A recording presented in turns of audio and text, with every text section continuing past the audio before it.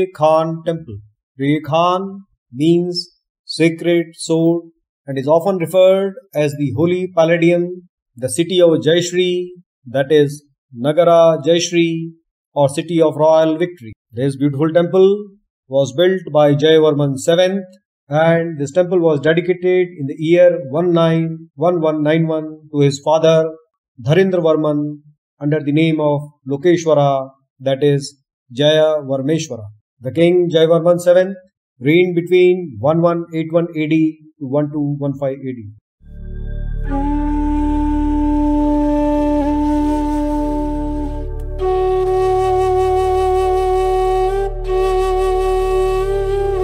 Of particular note are the library annexes, subsidiary temples and shrines, as well as unusual two-storied columned pavilion and a finely proportioned and decorated hall known as the Hall of Dances. The hall derives its name from the ornate lintels over the doors, where the sculptural decoration is of high quality, depicting rows of dancing apsaras, both sophisticated in their style and intricately carved. Preah Khan is one of the several cities built by Jayavarman VII, apparently as replacements for the royal palaces of his predecessors, that is Yashovarman II and Tribhuvanaditya Varman. Preah Khan was built on the battlefield where the final combat between Jayavarman VII and his sham competitors took place. Preah Khan is unique among Khmer monuments. It is described as a place of learning, and its approach to religious practices is syncretic. The Preah Khan temple complex is associated with both Buddhism and Hinduism. Its cultural elements, pediments, statues and inscriptions shed light on how these religions coexisted since the early Angkorian period. Vishnu, Shiva and King Jayavarman VII royal ancestors are all dedicated within the site. In the Angkor period, the king was absolute master, the lord of property, the ruler who passed all laws and declared the war. Within the temple complex, the king appears as a symbol of beauty, strength and wisdom. Scholars usually place the Angkorian period of Cambodian history between 802 and 1431 CE. The northern west part of Cambodia sprang up in the 9th century and has been inhabited by Khmer-speaking people for several hundred years. Moreover, although much of the city was abandoned in the 15th century, it remained an inhabited site and was restored as a royal city briefly in the year 1570. According to the well-known stele of Preah Khan, dated 1191 AD, recording the dedication of the central temple, a total of 515 divinities were installed in the temple complex. The stele of Preah Khan at Angkor was discovered by Maurice Glaise in the year 1939. It lay on the ground under fallen masonry, that is the east gatehouse at the entry to the inner enclosure of the temple. It is a square piece in cross section, each side being 58 centimeters wide and measures 185 centimeters in height. The approaches to the eastern and the western causeways are further identified by the remains of parallel rows of sculpted stone pillars.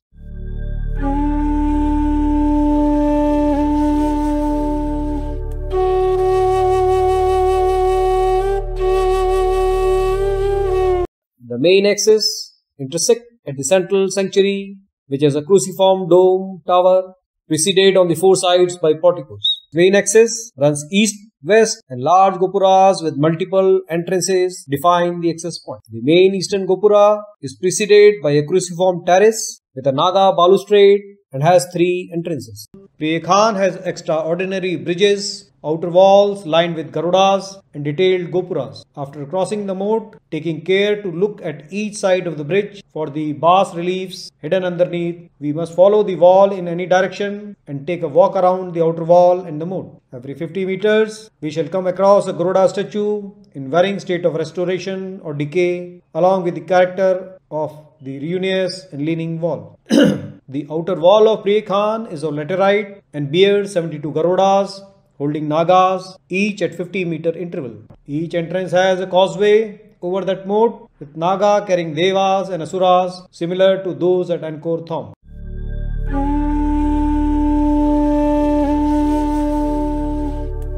The central gate intended for dignitaries, is larger than the two flanking gates. The northern, southern and the western gopuras are designed on a smaller scale, but each is surmounted by triple crowned towers with two circular lotus-shaped tiers. Preah Khan temple is oriented towards the east, so this was the main entrance, but there are others at each of the cardinal points.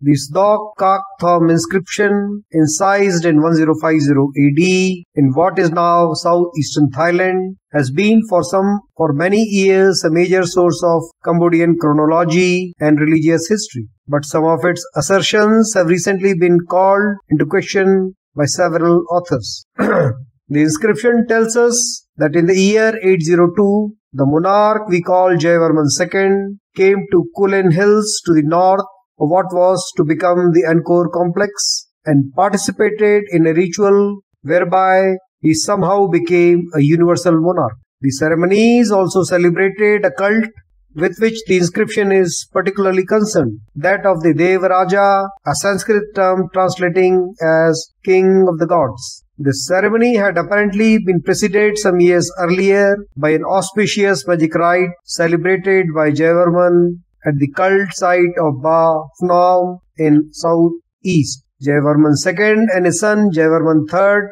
left no inscriptions of their own, thereby encouraging scholars to suggest that the importance granted to these kings as founders of Angkor has been exaggerated. Once we cross the Naga bridge, in front of us we find the beautiful sculptured image of a Garuda. Garuda is a half-man, half-bird mythical creature from Hindu mythology that is regarded as the protector and enemy of the Nagas. He is a regular figure in all temples, often depicting and carrying Lord Vishnu.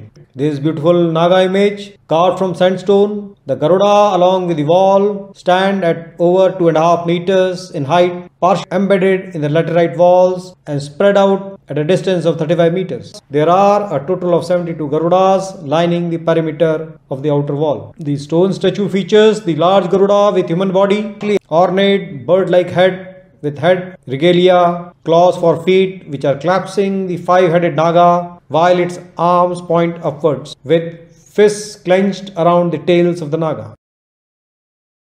In constructing masonry walls, massive columns and towers, the original builders appear to have overlooked the need for expansion joints. The walls were not constructed as true arches, receiving the logical transfer of compressive forces. Rather, corbelling was used. Other structural problems include lintel beams that carry no load, vault elements that do not withstand horizontal forces, horizontal layers with no bonding connections. Generally, these characteristics are not the main reason for the inherent structural failure, but they have proven not to have been the best deterrent to the principal factors of deterioration, which are the invasion of vegetation into the structures in the presence of high humidity, which in turn has caused erosion and deterioration and has contributed to the accelerated process of structural failure. Both the materials and structural designs were intended to sustain static or simple gravitational loads. Defects which occurred were caused by different factors such as horizontal forces, which included sliding and initial loss of structural integrity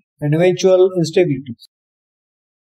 Within enclosure third, Preah Khan is a maze of chapels, courts, halls, pavilions and gopuras. The buildings of Preah Khan are constructed of dry masonry in large stone blocks which form structural components such as walls, columns, vaults, beams, towers, etc. Many of these structures appear to have been built without a full understanding of the principles of mechanics of logical distribution of forces. In constructing masonry walls, massive columns and towers, the original builders appear to have overlooked the need for expansion joints. The vaults were not constructed as true arches, receiving the logical transfer of compressive forces. Rather, corbelling was used. Other structural problems include lintel beams that carry no load, vault elements that do not withstand horizontal forces, horizontal layers with no bonding connections. This beautiful temple complex is historically linked to the Niek Pien and the Ta Prohm, forming an approximately 5 km east-west axis outside the north wall of Angkor Thom.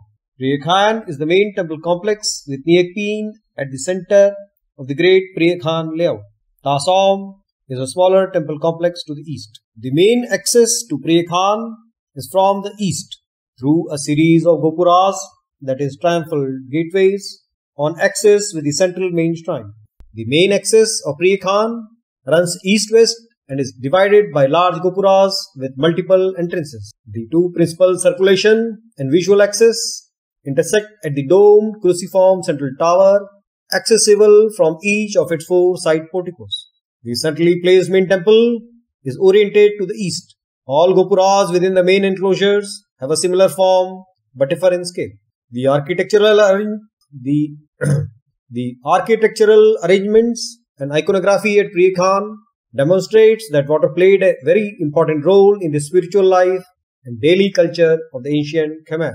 The enclosing moat is approximately 40 meters wide and is crossed by causeways bordered by Naga railings consisting of god and demon icons. The approaches to the east and west causeways are lined by carved stone pillars representing lanterns. The main structural elements in this temple complex are the tower buildings, that is, unique structures with a central space or shrine surrounded by towers of different sizes having the same basic structural system. The temple complex also has entrance towers which are a part of the entrance complex, that is Gopura, and have greater central space which often contains supporting columns. This temple complex also has halls, that is structures that connect central towers but are separated by construction joints which may have been consciously planned expansion joints. It also has entrance halls and vestibules and some special type of buildings like the pilgrims rest house or the dharmshala. The tower buildings of Preah Khan. The tower building type is one of the most common at Preah Khan and throughout the historic city of Angkor. The east tower has been selected as the best example of this type, as nearly all structural elements noted elsewhere in the Preah Khan complex are present in this tower. It represents the most representative building to demonstrate various techniques which can be used for conservation. The eastern entrance, that is the eastern Gopura at enclosure wall 3, consists of a group of buildings which have the appearance of a single entity but are actually independent structural units with hidden construction joints. It is important to identify the different structural units as this will affect the method of repair and retrofitting of each unit. This temple was built by the King Jayavarman VII to honor his father, who in turn built the nearby Ta Prohm to honor his mother. It is one of the most important ancient temples in the archaeological park at Angkor Wat. This temple is located north of Angkor Thom, and this temple has been built intentionally on the central axis with the Jayatataka, baray, Niek Pien and Ta Prohm all once being hydraulically linked. This temple is spread over an area of more than 56 hectares and was a royal city that once housed hundreds of wooden buildings for monks, students and workers inside its outer enclosure wall, which measured 700 meters by 800 meters.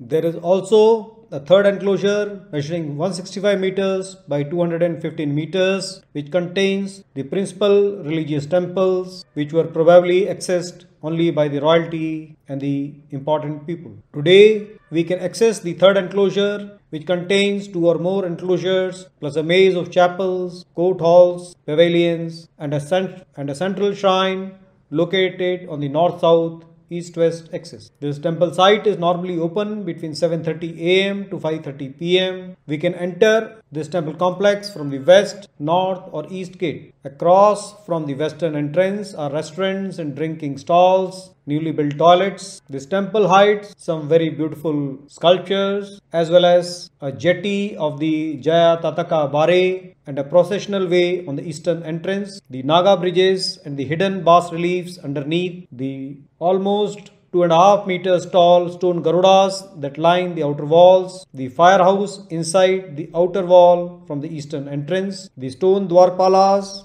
or the gatemen guarding the entries, the hall of the dancers and its pediments, the unique narrowing doors as they lead us inside the central sanctuary and the amazing acoustic of the surrounding chambers, the amazing ornate inside wall of the eastern Gopura, the two-story round pillared structure unique in the ancient Khmer architecture, which might have been a library or a granary, the reverse bas relief that some believe to be a queen in a hidden chamber to the west of the central north-south axis, the circular floral patterns and mythical carvings of creatures, people and animals. The complex is delineated by a series of 4 enclosure walls.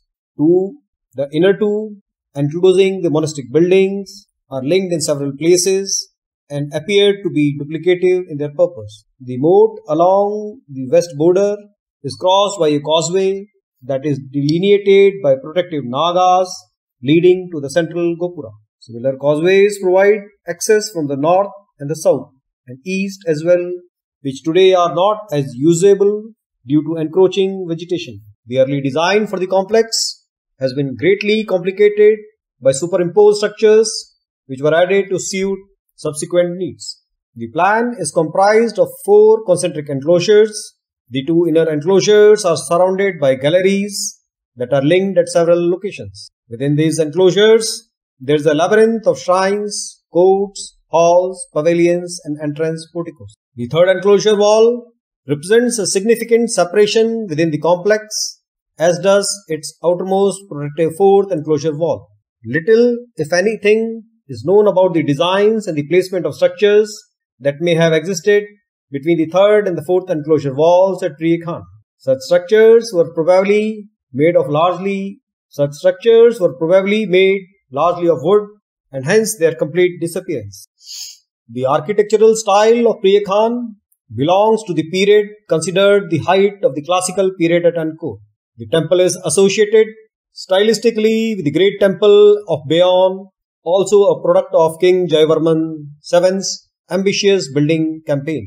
The architecture and materials of this period are generally described by many archaeologists who have studied these temples. The majority of the building exteriors at Preah Khan are richly decorated in bas-relief sculpture representing features which are emblematic of the Angkorian period of architecture. The reflection of foreign artistic influences from Indian building styles is evident in the architecture.